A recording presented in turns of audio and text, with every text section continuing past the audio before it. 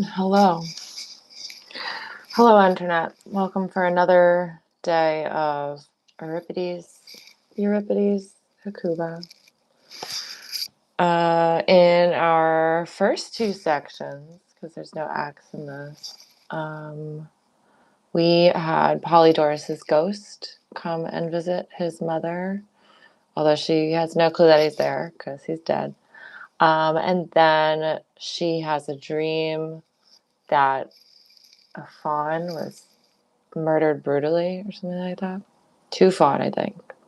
Yeah, so she's no clue that her son is dead, but she does know that her daughter's supposed to be sacrificed. And today we'll be reading more about that.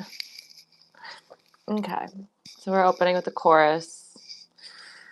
And I'm assuming this is outside of Hecuba's camp with all those other Trojan ladies on the beach. I imagine it's on the beach, right? I'm not really sure where it is. Chorus. Breeze, ocean breeze, you spirit the ocean-going barks away, far over the deep sea waves. Yeah, it is on a beach. Nice. Now where will you lead unhappy me? Whose house will I belong to as a slave in possession?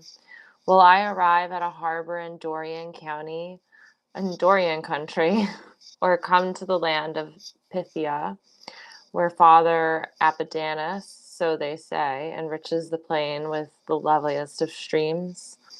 Salt sweeping o'er, will you send me to an island where I'll spend a pitiful life indoors? Perhaps I'll reside where Leto grasped the saplings of the date palm, the first in the world, and bay laurel, cherished memento and sacred emblem of birth pangs for Zeus's children. Will I sing with the Delian girls in praise of Artemis's bow and her diadem of gold?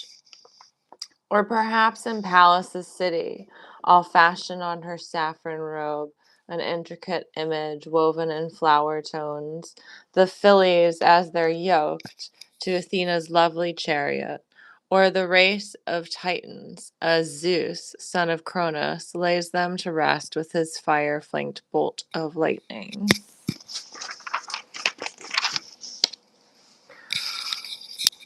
And this is the antistrophe after three strophes. O my children, O my parents, O homeland, broken, smoldering wreck, O spear-captive city, choking on Argive smoke, I'll change my name to slave. I'll trade Asia for a foreign land, and I'll leave the chambers of Hades behind to take in exchange a new shelter, a home in Europe. Enter Talthybius from the camp. Talthybius. Daughters of Troy, where might I find the one who was once Lady of Ilion, Hecuba? Chorus. Talthybius, she's right here on the ground, wrapped in her robes and lying on her back. Talthybius. O Zeus, what can I say? Do you watch over mankind, or is it just a useless rumor, and fortune is our only overseer? And fortune is our only overseer. Isn't this woman the lady of golden Phrygia? Isn't she wife of Priam, with all his riches? And now her city is utterly razed by the spear, and she herself is lying on the ground, an elderly slave, childless, miserable, rubbing dust into her hair. Oh God, I'm only myself, but I would sooner die than meet with shameful fortune. Raise yourself, poor miserable woman, get off the ground, lift up your body and your old white head. Hecuba, stop! Why are you prodding me? Leave me alone to lie here in my pain, whoever you are. I'm Talthybius. I'm the Danaan service. I've come for you because Agamemnon sent me. Hecuba, most welcome visitor. Have the Greeks resolved to slaughter me as well upon the grave? I'd love that. Lead the way. Let's not waste time. Your daughter is dead. I've come to find you, ma'am, so you can bury her. I have been sent by Atreus' sons and the Achaean people. Oh no, what are you saying? You're not here to lead me to my death, but only to break my heart with sorrow? My child, you are destroyed, torn from your mother, and I am alone with you. Did the army show any reverence when they killed her? Or did you all approach this dreadful thing as if you were putting an enemy to death? Old man, let's hear the whole unwelcome story. You're asking me to reap a double profit of tears. I wept for pity when she died there at the grave, and now I recount these sorrows. Once again, my eyes are wet. The entire crowd was gathered at the tomb, the full assembly of the Achaean army, to witness your girl's sacrifice. The child of Achilles took Polyxena by the hand and stood her at the top of the burial mound. I was nearby. A hand-picked group of men, the choicest youths of Achaeans, followed in case your frisky heifer needed restraining. Achilles' children took Achilles' child took the golden cup in both hands. It was completely full, then raised it with one hand as a libation to his dead father. He gave me the sign to silence the entire Achaean army. I took my stand among them and announced, "Silence, Achaeans! Let every man of you be silent now." I quieted the crowd. They stood there like a calm and windless sea. He spoke, "My father, son of Peleus, receive now this libation which I make to attract and to enchant the dead. Come here that you may drink this maiden's pure black blood, which is your gift from me and from my army. Look favorably on us now. Release our sterns, undo the mooring cables. Grant a favorable journey home from Troy. May we all reach our fatherlands in safety."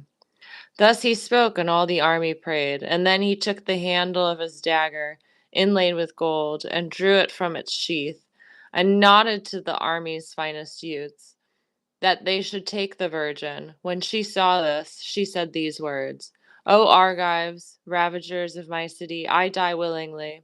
Let no one lay a hand upon my skin. I'm fearless. I will offer up my throat. But my gods, I want to die in freedom. I am a princess. I would be ashamed to have the name of slave upon the dead among the dead." A murmur rose from the people like the sound of waves on pebbles, and Lord Agamemnon told the young men to release the virgin. When she had heard this order from their master, she took her robe and tore it from the shoulder to the midriff, stopping at her navel, showing her breasts. Her chest was very beautiful, just like a statue. Then she dropped her knee onto the earth and spoke these words of endurance, the bravest I have ever heard. "Young man, look at me. If you intend to strike my breast, then strike here. If you want my neck, then here it is. I'm ready." Out of pity for the girl, he was both willing and unwilling. His iron cut right through the passageway through which her breath flowed. Blood poured out in streams. Even as she died, she had the foresight to fall without displaying anything that should be hidden from the eyes of men. Once she received the sacrificial death blow and breathed her last, the Argives went to work. Some carried leaves in their hands to strew her body, others carried pine logs for her pyre, filling in the spaces. Anyone who wasn't carrying something was rebuked. "Are you just standing there? You're empty handed? You're the worst. Go now and bring a gift, a robe, some jewelry for this young woman who is so very fearless and whose soul was greatest of all. As I speak these words about the way your daughter died, I regard you as blessed beyond all others and your children, and yet the most unfortunate of women." Chorus. "Compelled by the gods, a dreadful, seething pain has touched my city and the sons of Priam." Hecuba. "Oh, daughter, I don't know which way to look, which sorrow to address. There are so many. If I take hold of one, another grief, trouble on top of trouble, calls me away. I couldn't wipe your suffering from my mind, and yet I cannot mourn excessively. When I hear how nobly you acted, well, isn't it strange that crops can flourish on inferior land if the gods provide exactly what is needed? And decent land, if anything goes wrong, bears lesser fruit. It's different, though, with people. A malicious man is never anything but malicious, and the noble are always noble. Disaster can't erase their decency. What makes the difference, birth or upbringing? Being raised well certainly can teach nobility, and whoever learns that lesson can learn what's shameful by comparison. So much for that. My mind shoots useless arrows. She speaks to Talthybius. You, go and tell the Argives not to touch my child, and keep the crowd away from her. An army of such size might let the crowd run riot. Sailors cannot be controlled. They're worse than wildfire. Any man who won't commit a crime is branded as a coward. Exit Talthybius to the camp. Hecuba addresses her servant. You, my longtime servant, take this vessel. Go dip it in the ocean, fill it up with seawater, and bring it back to me, so I can give my child her final bath. This bride who's no bride, virgin who's no virgin, and lay her out in a manner worthy. How? I couldn't. I will have to. What else is there? Gather up jewelry from the captive women who dwell beside me here within this tent. They might have some adornments they have stolen from their own homes and snuck past our new masters. O sheltering houses, home once fortunate, exit the servant with vessel towards the seashore. They are on. Did my camera get closer to me? Oh my God. They are on a beach. Okay. O Priam, you are richest in possessions and blessed beyond all others in your children. You and I, their mother, an old woman, we've come to nothing, stripped of all defiance. What happens to our self-importance now? Will anyone take pride in his rich home or how the city holds his name and honor? All that means nothing, the mind's useless counsels, the tongue's vain boasts. Call that man prosperous, who makes it through each day without some shock. Exit Hecuba, an attendant, into Agamemnon's tent. And the chorus comes in. Disaster had to happen. Pain had to stake its claim on me from the moment fir trees on Ida were felled, so Paris could sail on the deep salt waves of the sea. For the bedroom of Helen, the most beautiful woman whom Helios touches with his golden beams.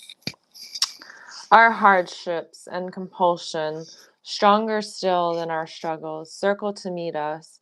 One person's crazy misstep destroyed everyone in the land when Simwas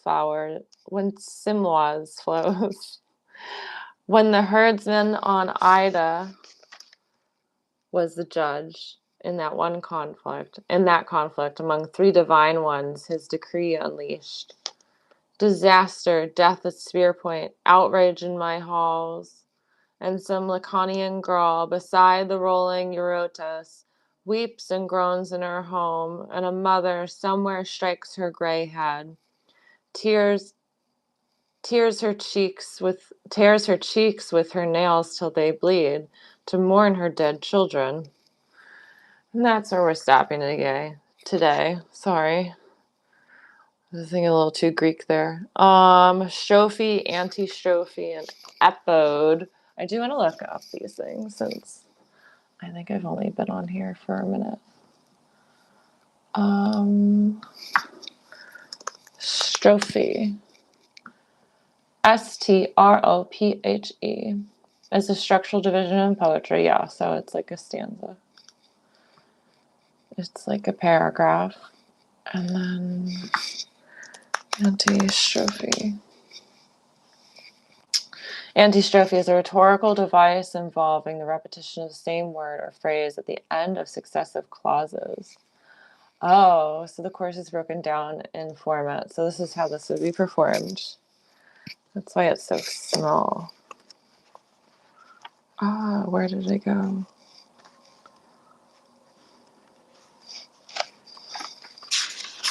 Yeah, so the segment we read today. Oh, wow, this is so fascinating. There are two antistrophes. An antistrophe seems like a repeat stanza. I don't know anything about writing music, but I don't want to. It's not the chorus. The chorus is the character, but it might be the chorus. It might be like, oh wait, now I need to know what epode is. But yeah, so antistrophe gets repeated. Strophe is just like a regular stanza or verse. And then epode. Also, the likelihood of me pronouncing anything appropriately on this entire stream, quite minimal, although I think I'm probably at 80% efficacy. Yeah, I'm not a dummy, but I say things stupid. So just remember, you're not stupid. You're just exhausted by assholes. Okay. Epode is a form of lyric poem featuring a long verse followed by a shorter one, or the third part of a triadic Greek ode. Okay. Let's dive deeper in AI mode. You know? You can't see what I'm looking at. I don't know if I want. I feel like I can share my screen and not. Huh. Oh, what's up? Okay. Strophe. Structural division in poetry. It's a unified lines into a unified stanza. Strophe acts as a rhythmic system, typically grouping two or more lines into a unified stanza. Antistrophe. I'll be there. So in Greek drama, the chorus sang the strophe while moving one way, then the antistrophe while moving back, matching the tone of the first movement. Interesting. Coarseness is very interesting. And that's the third part. Follows the strophe, antistrophe.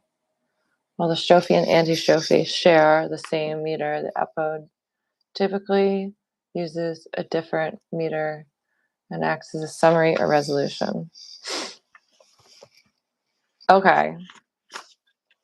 I just want to do, I know everybody probably is going to hate my performance, but I don't really care what people think.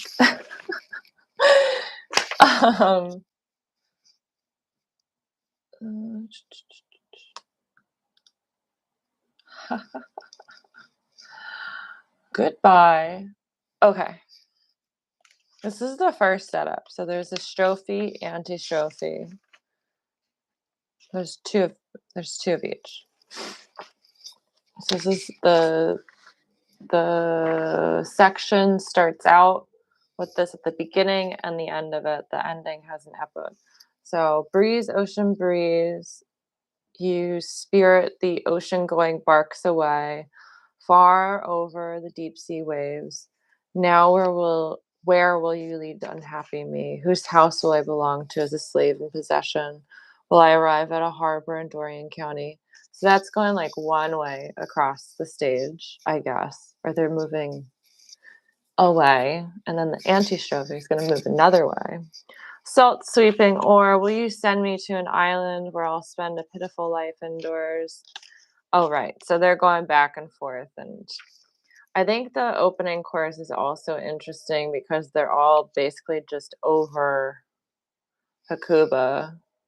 So Euripides wrote this thing as if the chorus is surrounding Hecuba, but also speaking her psyche out loud.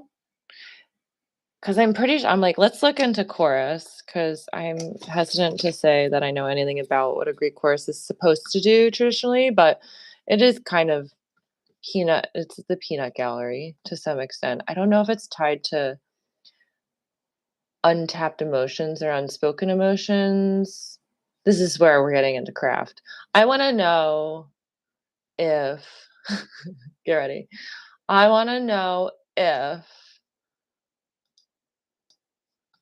the Greek chorus, we're going to discover that next, is used for strictly psychic talking, or if it's used as creative abandon, you know? All right. Share. I'm like, I don't even know how that works. Okay. Strophe. In Does the Greek, what purpose? What purpose does the Greek chorus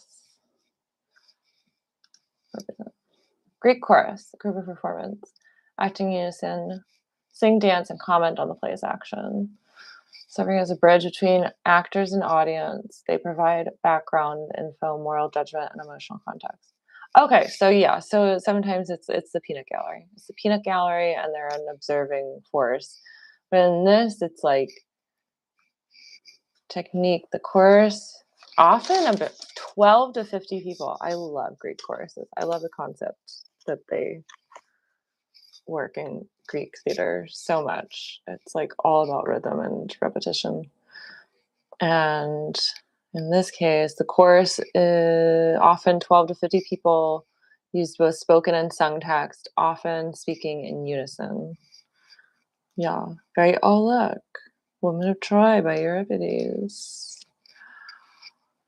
Yeah, so he's reusing this. The chorus in Hecuba, I could also be pronouncing all of these names so improperly. I did no research on this. I was just like, I'm just gonna hop on YouTube and see if I can meet people.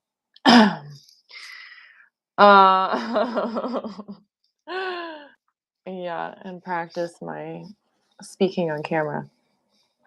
But yeah, so in this, he's utilizing Euripides is utilizing the Greek chorus as the Trojan woman again, because Hecuba is trapped on the enemy's island. She's trapped in Greece because they're Trojan. She's Trojan. Yeah, she's trapped in Greece, and that's why her daughter's dying. And the Greek chorus is acting as her psychic. They're like speaking for her at the beginning. It's very interesting. They're like, well, what am I going to do now? I'm going to be a slave over here? Or maybe they're all going off into slavery. Whatever. Okay. And then the end chorus, the first strophe, disaster has to happen. Pain had to stake its claim on me from the moment. Yeah. So they're still kind of just talking straight from her perspective. Our hardships and compulsion, stronger than our struggles. The antistrophe starts talking about more people, though. And it's more, yeah, because the first one, the strophe, discusses Helen, and Hecuba is directly affected by Helen because her son started a huge war by pursuing Helen. Maybe you shouldn't have given birth to Paris. Maybe that was your first misstep, Hecuba. Can you imagine possibly regretting? I mean, this is all fictional. It's all real. I don't know what's real in Greece. But can you imagine, let's say in a world where this is true, your son is a fuckboy and starts a huge war that destroys your entire family. How much would you... I'm not going to go there. All of our children are wonderful people. Our hardships and compulsion. That's a strophe. And then the epode. It's weird because the epode, it's like, it goes from the antistrophe. So they're like moving in one direction, talking about Hecuba, and then moving in the other direction, talking about the unified feeling of it. And then disaster. And then they just like go into the epode, which I'm assuming is going to be performed differently. Disaster, death of spear point, outrage in my halls, and some Laconian girl beside the rolling Eurotas weeps and groans in her home, and a mother somewhere strikes her gray head, tears her cheeks with her nails till they bleed, to mourn her dead children.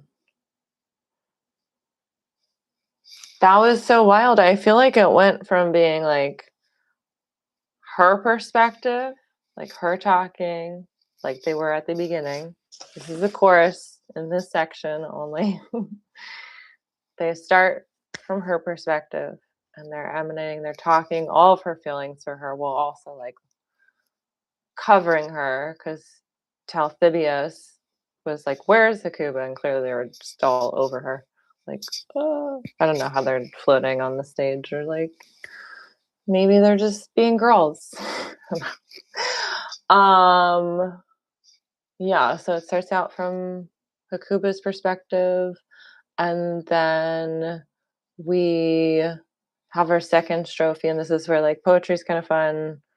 But the antistrophe is talking about the whole, about all these people, and then the epode is like literally zooms out, and like looks at this woman Hecuba and her situation as if um, just observing everything from an omnipotent point of view, and like a godly like I don't know how else you're supposed to take that description of a woman tearing out the skin in her cheeks, you know?